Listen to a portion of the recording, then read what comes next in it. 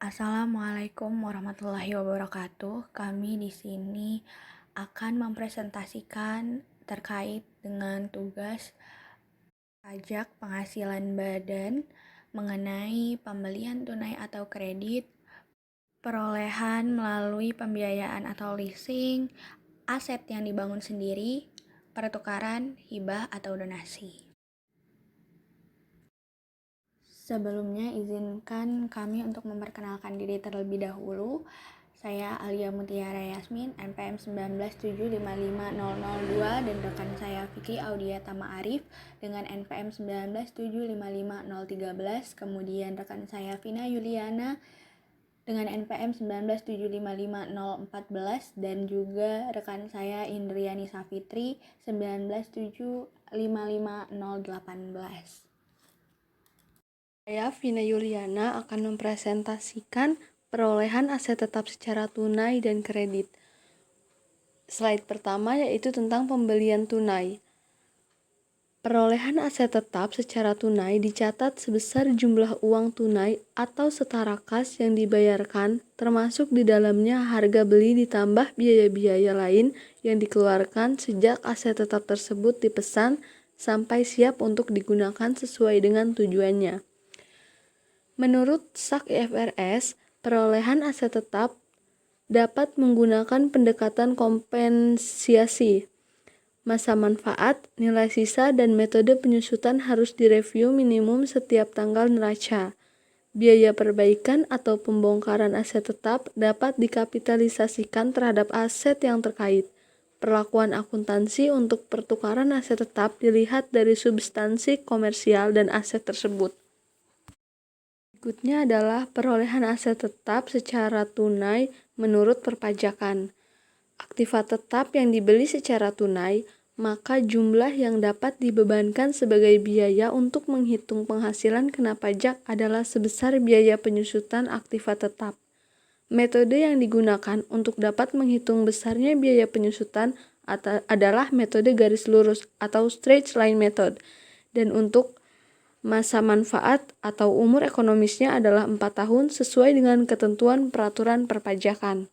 Slide berikutnya yaitu perolehan aset tetap secara kredit. Menurut akuntansi, apabila aset tetap diperoleh dari pembelian secara angsuran, maka dalam harga perolehan aset tetap tidak boleh termasuk bunga.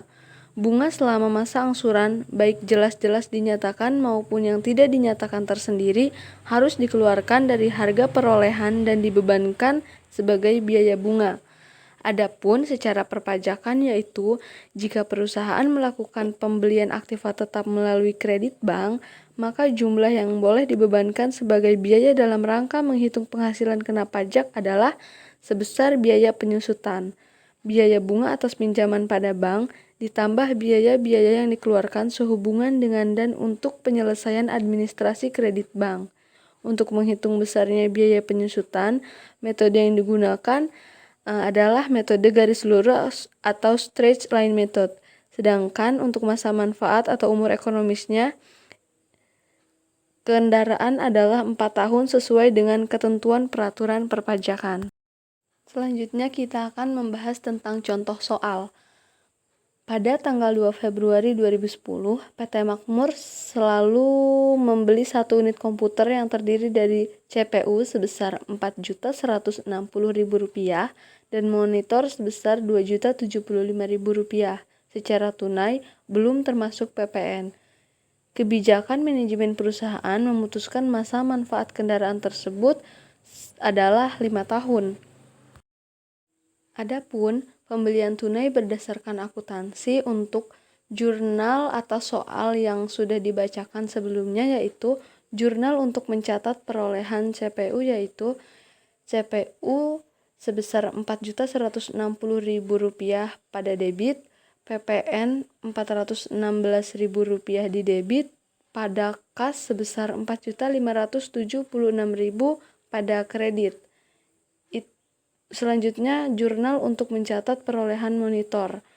Monitor sebesar Rp2.075.000, PPN sebesar Rp207.500 pada debit, pada kas sebesar 2.282.500 di kredit. Jurnal penyusutan CPU yaitu beban penyusutan CPU sebesar Rp838.934 pada debit. Pada akumulasi penyusutan CPU sebesar Rp838.934 di kredit. Jurnal penyusutan monitor adalah beban penyusutan monitor sebesar Rp418.458 di debit pada akumulasi penyusutan monitor sebesar Rp418.458 di kredit. Untuk jurnal pembelian kredit berdasarkan akuntansi, jurnal untuk mencatat perolehan CPU yaitu CPU sebesar Rp4.160.000 di debit, PPN Rp416.000 di debit pada utang usaha sebesar Rp4.576.000 di kredit. Jurnal untuk mencatat perolehan monitor yaitu monitor sebesar Rp2.075.000 di debit, PPN Rp207.500 di debit, pada utang usaha sebesar Rp2.282.500 di kredit.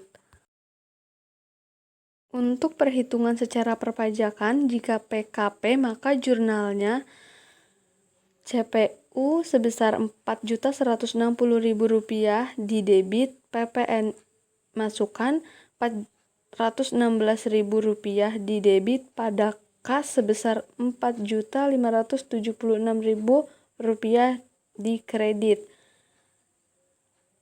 Itu jurnal untuk mencatat perolehan CPU. Adapun jurnal untuk mencatat perolehan monitor yaitu monitor sebesar Rp2.075.000 di debit, pajak PPN masukkan Rp207.500 di debit, pada kas sebesar Rp2.282.500 di kredit. Jika non PKP maka jurnalnya CPU Rp4.576.000 di debit, pada kas sebesar Rp4.576.000 di kredit. Jurnal untuk mencatat perolehan monitor jika non PKP adalah monitor sebesar Rp2.282.500 di debit, pada kas sebesar Rp2.282.500 di kredit. Perhitungan secara perpajakannya, jika PKP maka jurnalnya CPU sebesar Rp4.160.000 di debit, pajak PPN masukkan sebesar Rp416.000 di debit, pada utang usaha sebesar Rp4.576.000 di kredit. Adapun jurnal untuk mencatat perolehan monitor yaitu monitor sebesar Rp2.075.000 di debit, pajak PPN masukkan sebesar Rp207.500 di debit, pada utang usaha sebesar Rp2.282.500 di kredit. Jika non PKP maka jurnalnya jurnal untuk mencatat perolehan CPU yaitu CPU sebesar Rp4.576.000 di debit, pada utang usaha sebesar Rp4.576.000 di kredit. Jurnal untuk mencatat perolehan monitor yang non PKP adalah monitor sebesar Rp2.282.500 di debit, pada utang usaha sebesar Rp2.282.500 di kredit. Jurnal penyusutan CPU yaitu beban penyusutan CPU sebesar Rp524.334 di debit, pada akumulasi penyusutan CPU sebesar Rp524.334 di kredit. Jurnal penyusutan monitor adalah beban penyusutan monitor sebesar Rp261.536 di debit, pada akumulasi penyusutan monitor sebesar Rp261.536 di kredit. Jadi, dapat disimpulkan tidak ada perbedaan perlakuan akuntansi dan perpajakan atas perolehan aset tetap dengan cara pembelian tunai maupun kredit.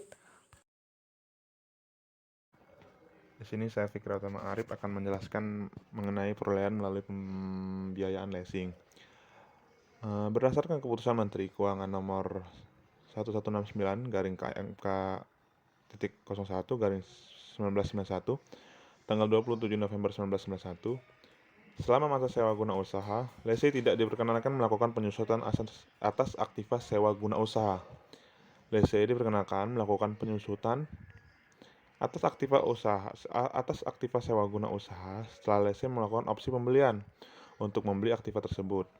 Hal ini tentunya berbeda dengan kebijakan akuntansi komersial yang menetapkan bahwa penyusutan atas aktiva sewa guna usaha dilakukan setelah perjanjian sewa guna usaha ditandatangani, yang berarti selama masa sewa guna usaha, lese mengakui adanya penyusutan atas aktiva sewa guna usaha tersebut.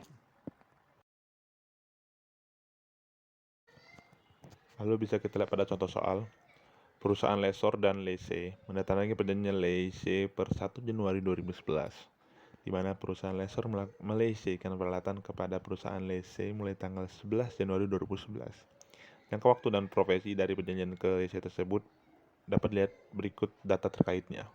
Yang pertama, jangka waktu lese ada 5 tahun dan perjanjian lese tidak dapat dibatalkan, yang mengharuskan pembayaran sewa yang sama sebesar 25.981,62 pada awal tahun atau dasar anuitas jatuh tempo. Lalu yang kedua, peralatan tersebut memiliki nilai wajar pada awal lese sebesar 100.000 dengan estimasi umur ekonomis 5 tahun. Ketiga, perusahaan lese membayar seluruh biaya secara langsung kepada pihak ketiga, kecuali untuk pajak properti sebesar 2.000 per tahun yang dimasukkan dalam pembayaran tahunan kepada lessor. Lalu keempat, suku bunga jaminan inkremental perusahaan lese adalah 11% per tahun. Lalu yang terakhir, perusahaan lessor menetapkan sewa tahunan untuk memperoleh tingkat pengembalian atas investasi sebesar 10% per tahun. Lalu penyelesaiannya 25.981,62 dikali 5 tahun. Dapatlah hasilnya 129.903,1. Lalu jumlah yang dikapitalisasi sebesar 25.981,62 dikurangi 2.000 dikali PVA-nya 10%. Dapatlah dari hasil tersebut yaitu 100.000. Lalu jurnal per 1 Januari 2012-nya adalah peralatan yang dilepas lese modal sebesar 100.000 pada kewajiban lese modal sebesar 100.000. Lalu yang kedua, contoh soal. Tanggal 2 Januari 2011, PT Makmur selalu menyewakan aset berupa alat berat sebesar 5 juta per bulan dengan jangka waktu 4 tahun. Sewa ini memenuhi kriteria operating lese, sewa guna usaha tanpa opsi atau operating lese. Lalu jurnalnya berdasarkan perpajakan dari kasus tersebut ialah biaya sewa sebesar 5 juta, PPN masukkan sebesar 500.000, pada hutang PPh 23 sebesar 100.000, kas 5.400.000.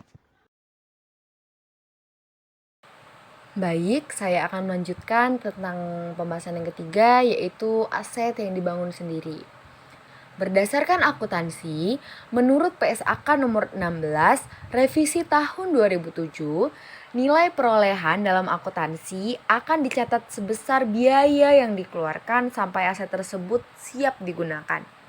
Biaya-biayanya apa saja?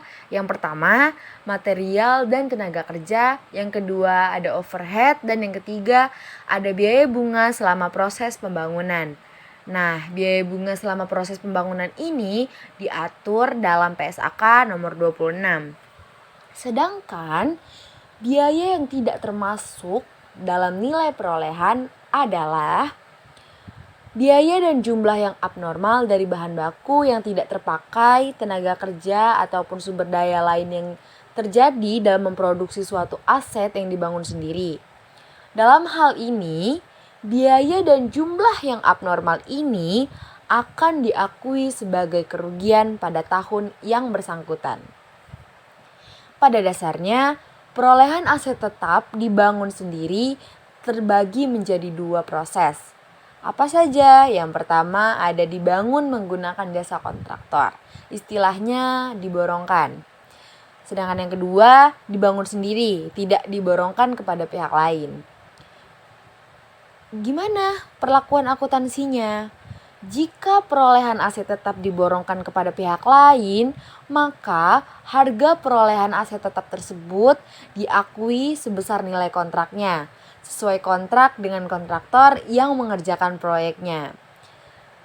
Akan tetapi, jika dibangun sendiri, maka harga perolehan aset tetap tersebut diakui sebesar seluruh pengeluaran atau pembangunan aset tersebut. Nah, sekarang bagaimana ketentuan perpajakannya? Berdasarkan ketentuan perpajakan, harga perolehan terdiri atas harga belinya dan setiap biaya yang dapat diatribusikan secara langsung dalam membawa aset tersebut ke kondisi yang membuat aset dapat bekerja untuk penggunaan yang dimaksudkan. Dalam aspek perpajakan, perolehan aset tetap dengan cara membangun sendiri tersebut sebagai objek yang terutang pajak pertambahan nilai dan diatur dalam pasal 16C Undang-Undang KUP. Sedangkan untuk biaya bunga atas pinjaman sehubungan dengan perolehan aset tetap membangun sendiri, maka atas bunga yang dikeluarkan untuk pinjaman selama masa konstruksi akan dikapitalisasi ke dalam nilai aset tersebut. Nah, biasanya pembangunan tidak dilakukan sendiri dan banyak yang dilakukan oleh kontraktor. Lantas, bagaimana aturan pajaknya? Hal tersebut tergantung dengan status kontraktor tersebut. Apakah kontraktor merupakan PKP atau bukan?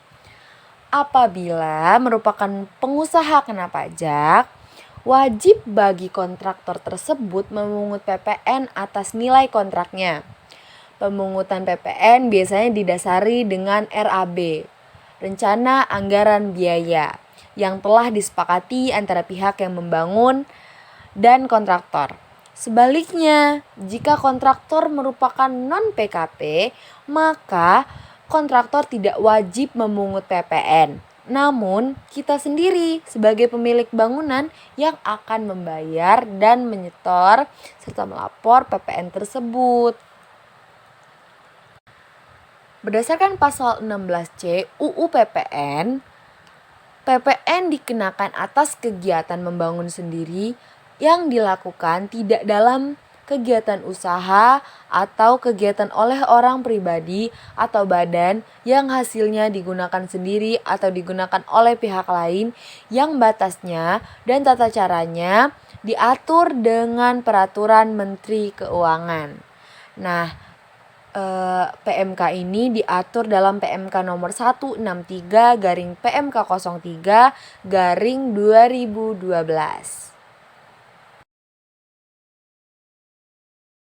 Kriteria dari PMK nomor 163 garing PMK 03 garing 2012 ini adalah yang pertama, konstruksi utamanya harus terdiri dari kayu beton, pasangan batu bata atau bahan sejenis dan atau baja.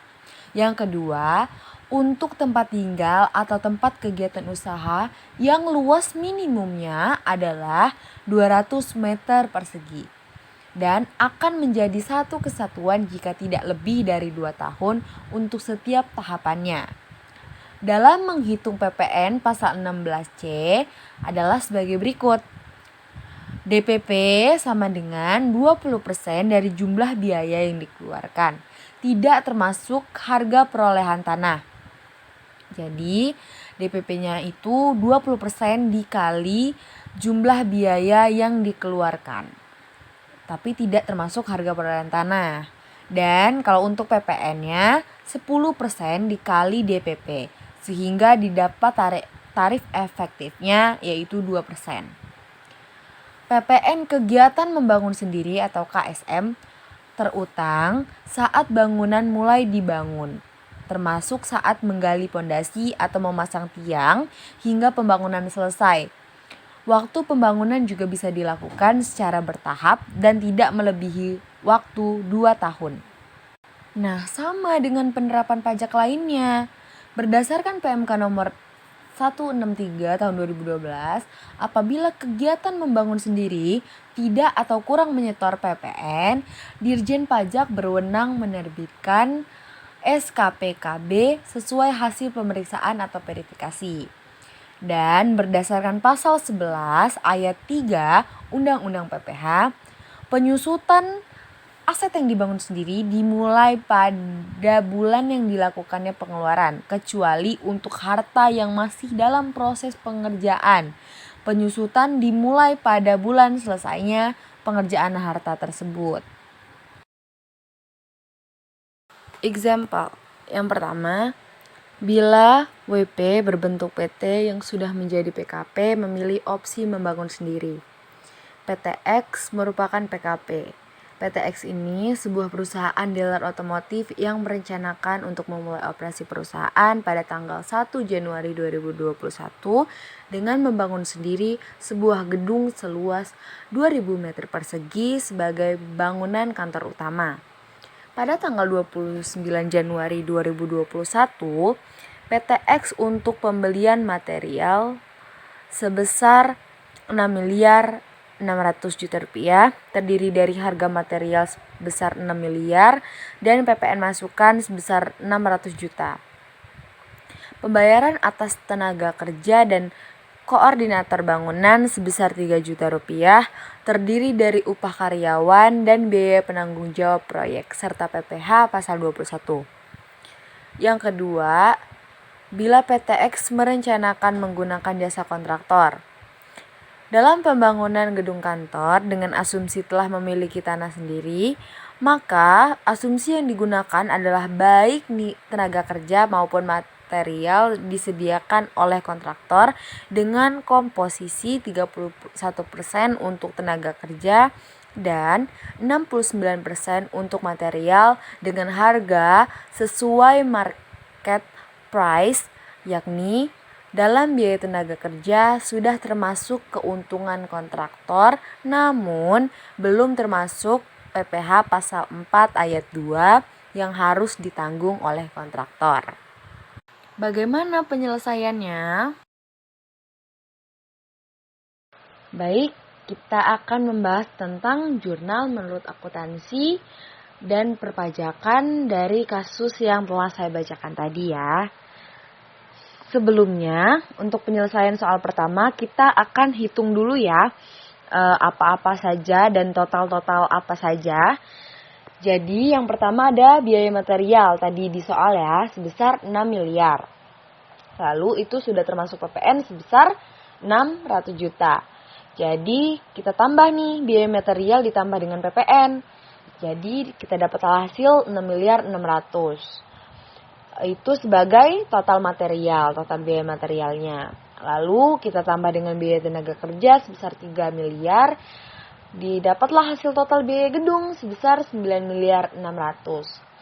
Dan untuk menurut pajak, kita itu terkena PPN membangun sendiri yang harus kita bayar.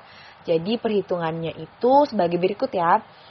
Jadi 9 miliar 600 total biaya gedung tadi, total perolehan gedung dikali dengan 40%, dikali dengan 10% sama dengan 384 juta. Atau dengan kata lain PPN membangun sendiri sebesar 4% dari total bahan dan tenaga kerja. Ini berarti terjadi double tax untuk material karena pada saat pembelian telah dikenakan pajak pertambahan nilai. Jadi yang tadi total 384 juta kita tambah dengan 9 miliar 600 tadi total biaya gedung. Dan kita dapatlah total harga gedung sebesar 9 miliar 984. Tapi di sini kita akan membahas jurnalnya ya. Selanjutnya kita akan membahas jurnalnya.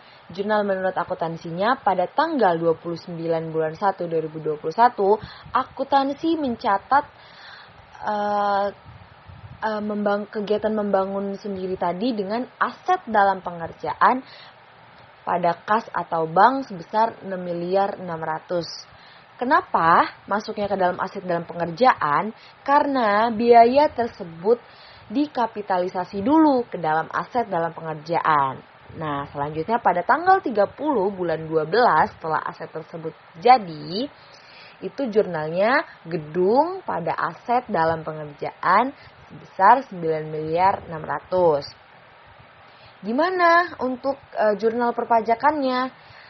Untuk jurnal perpajakannya yaitu pada tanggal 29 bulan 1 2021 sama aset dalam pengerjaan pada kas atau bank sebesar 6.600.000. Dan pada tanggal 30 bulan 12 2021 itu jurnalnya gedung pada aset dalam pengerjaan sebesar 9.984.000.000. Mengapa terjadi perbedaan?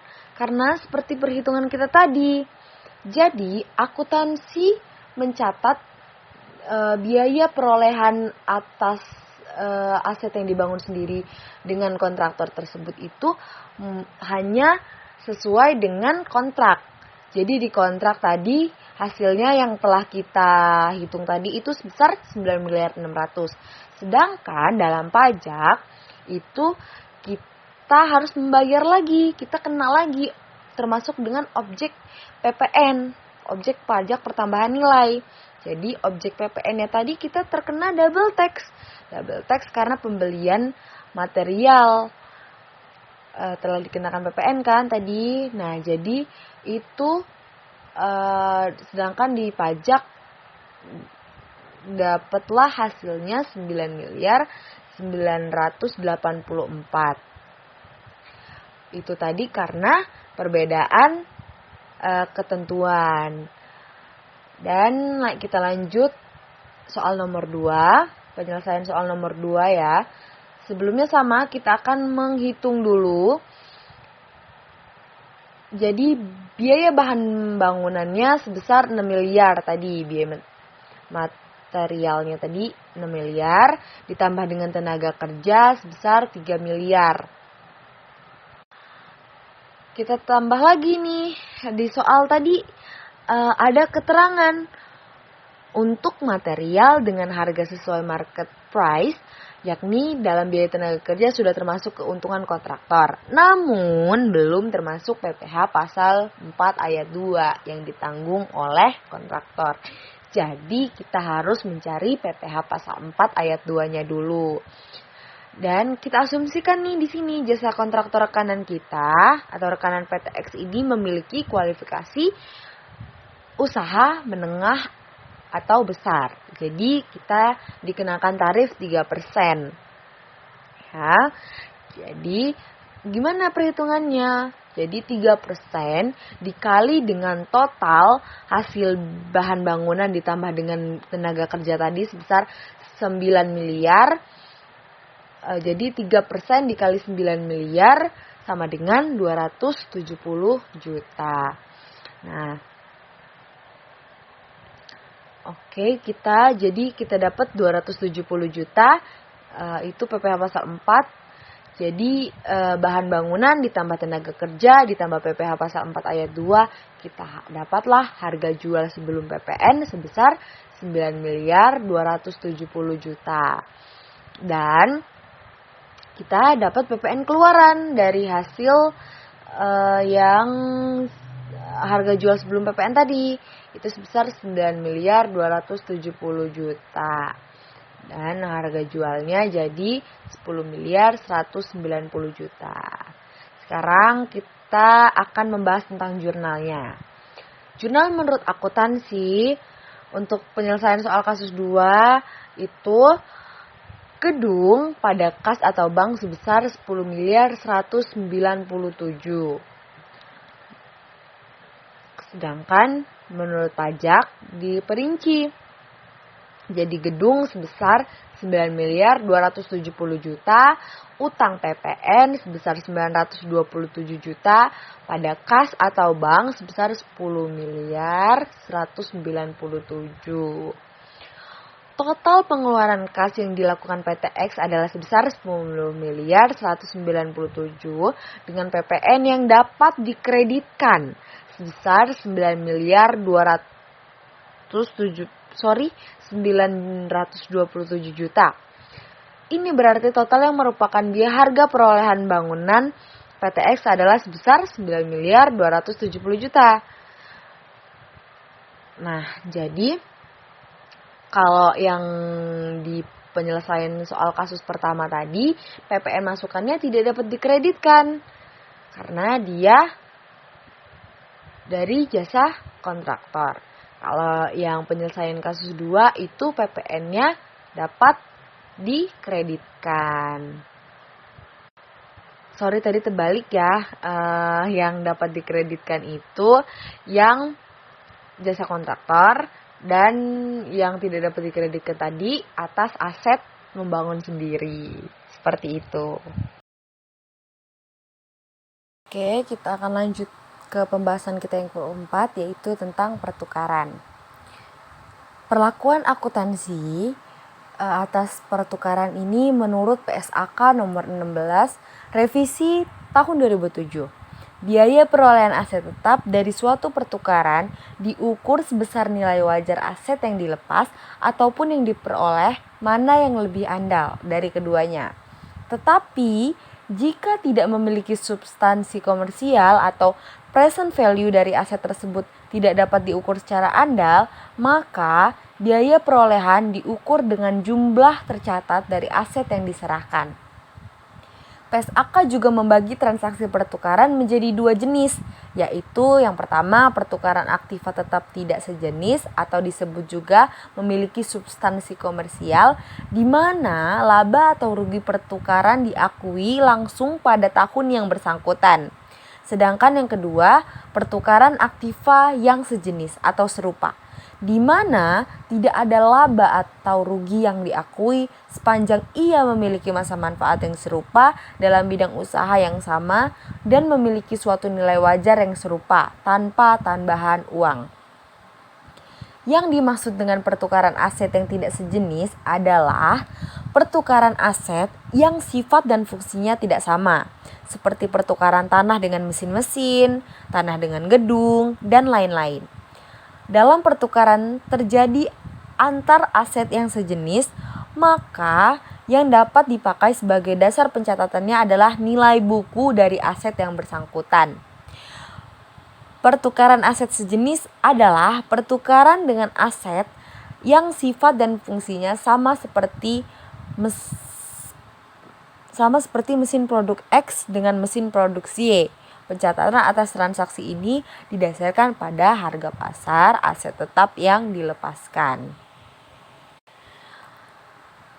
Dalam ketentuan perpajakan mengatur nilai perolehan atau penjualan aktiva tetap dari transaksi tukar-menukar dicatat sebesar jumlah yang seharusnya dikeluarkan atau diterima berdasarkan harga pasar sesuai dengan Pasal 10 ayat 2 Undang-Undang PPH. Selain itu, secara fiskal tidak dibedakan antara pertukaran aktiva yang sejenis dan tidak sejenis, sehingga harus dihitung keuntungan ataupun kerugian pada tahun yang bersangkutan.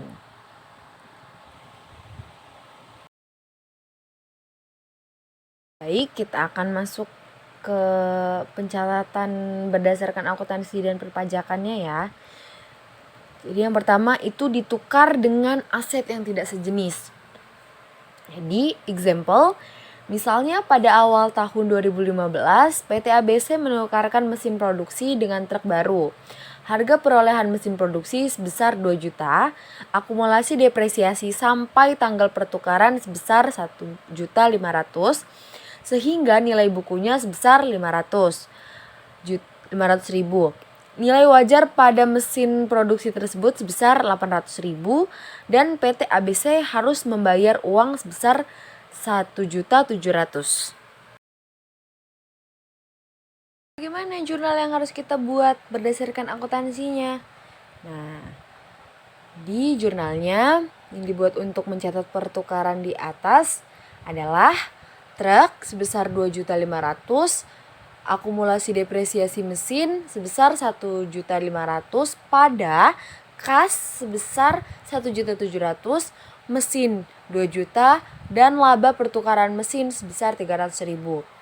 Dari mana dapat hasil harga perolehan truknya 2.500.000? Dari nilai wajar mesin produksi sebesar 800.000 ditambah dengan uang tunai yang harus kita bayar tadi di soal sebesar 1.700.000.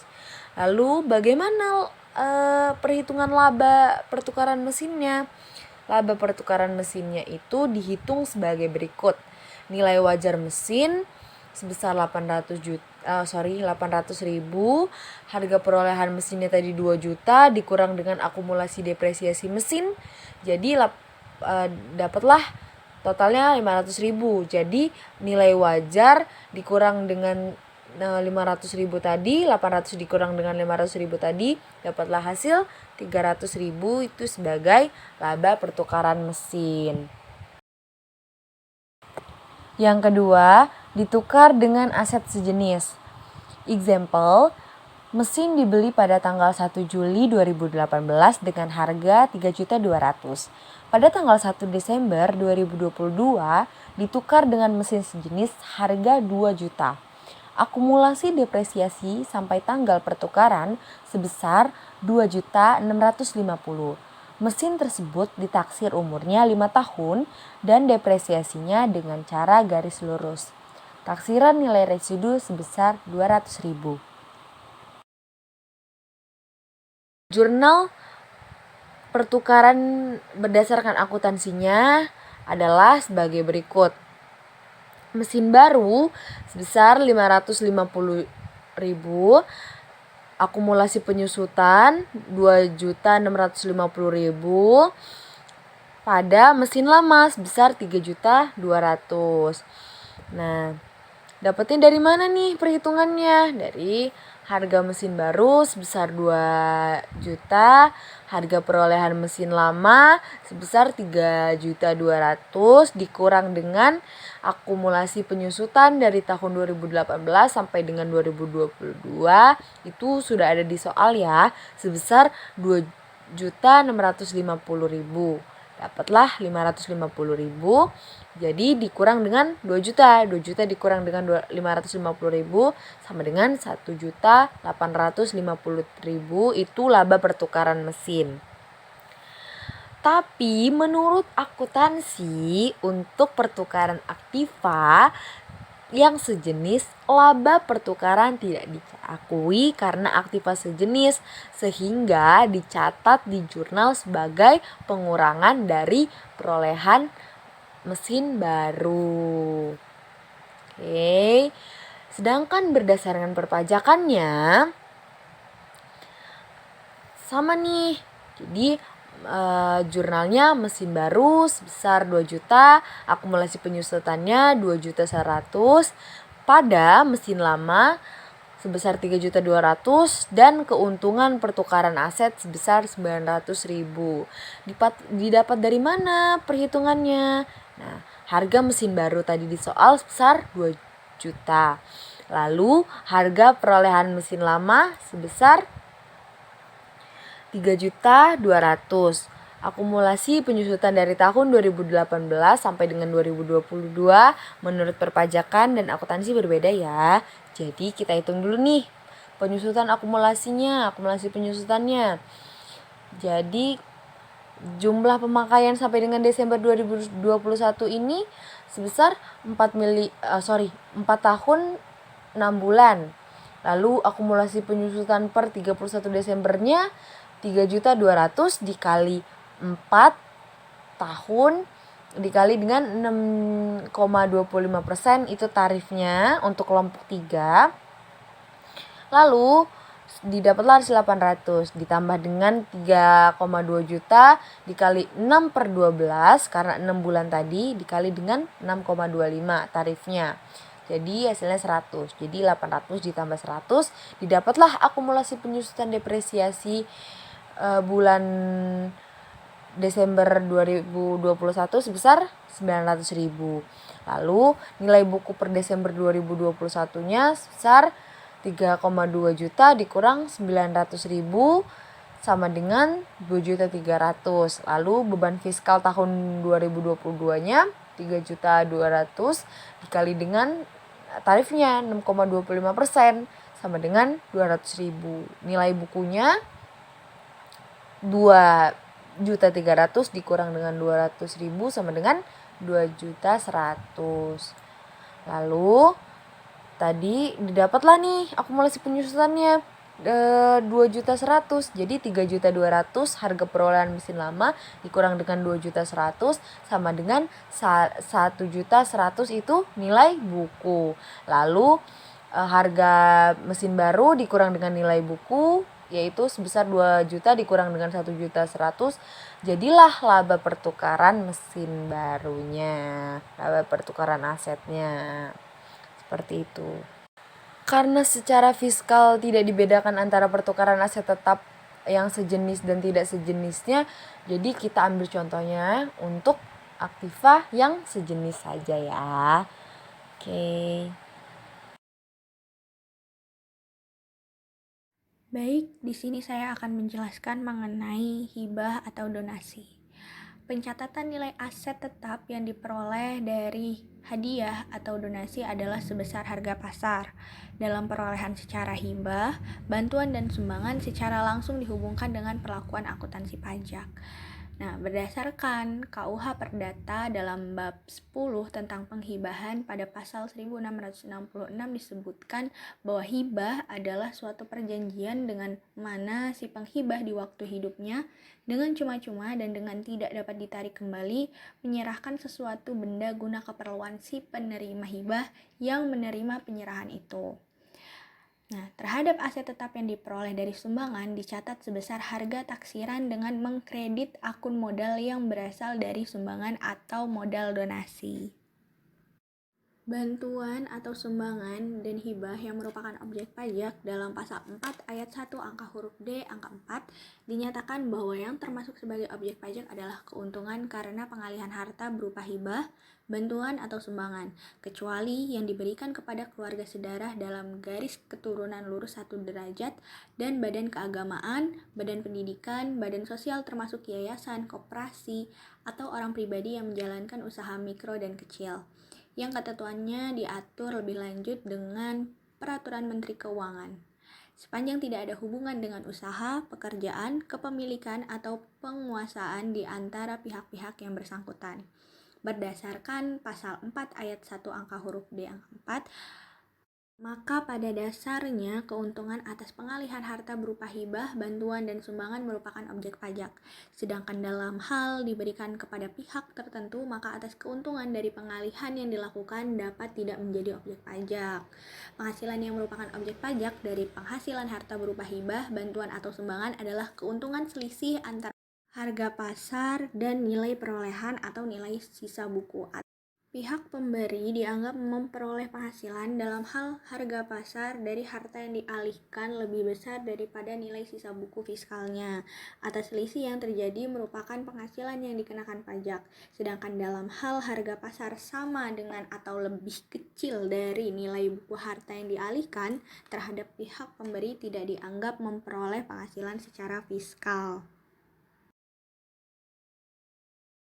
Ya, berikutnya contoh soal. Pada tanggal 27 Januari 2010, PT Bojo Banget menerima sumbangan dari pemerintah daerah berupa tanah. Nilai wajar tanah di lokasi setempat adalah 75 juta.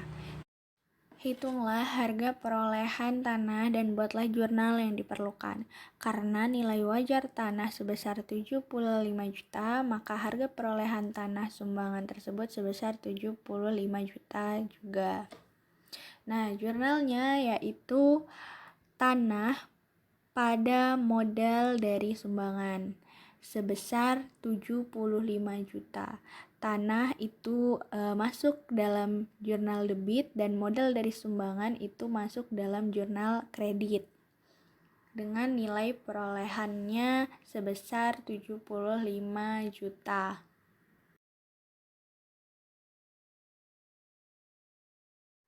Baik, contoh hibah selanjutnya yaitu mendapatkan hibah aset tetap sebesar 300 juta dan memenuhi syarat pasal 4 ayat 3. Untuk jurnalnya yaitu bank atau kas pada modal donasi sebesar 300 juta. Nah, jurnal tersebut ditinjau dari pihak yang menerima hibah. Pihak yang menerima hibah benar-benar dikeluarkan dari kas dan tidak dibebankan sebagai biaya. Selanjutnya yaitu jurnal bank atau kas pada penghasilan hibah sebesar 300 juta. Nah, tidak memenuhi syarat karena dianggap sebagai penghasilan bagi penerima. Jurnalnya yaitu biaya hibah pada bank atau kas sebesar 300 juta.